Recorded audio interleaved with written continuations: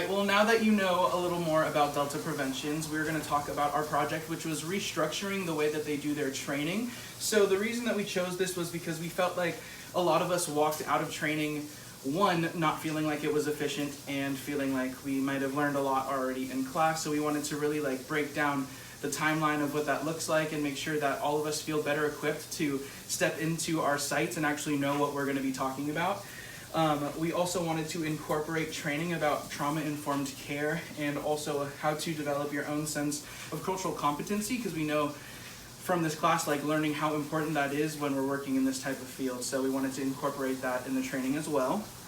As far as our scope goes, our audience is going to be any future interns or any volunteers in the future that work with Delta Preventions. And how long, it's still going to be the same format with the 2-day training, but we're going to be doing that once per program, which they do about 2 to 3 times a year.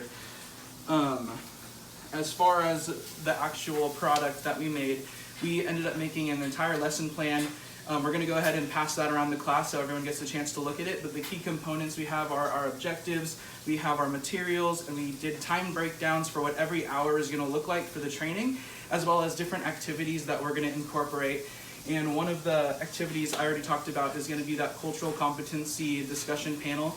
You can see that on day 2 on the lesson plan. It's really going to have different facilitators from different ethnic backgrounds and have them just have a discussion about diversity and what they come from, and that way we can be able to develop our own sense of working with different people who come from different backgrounds than you.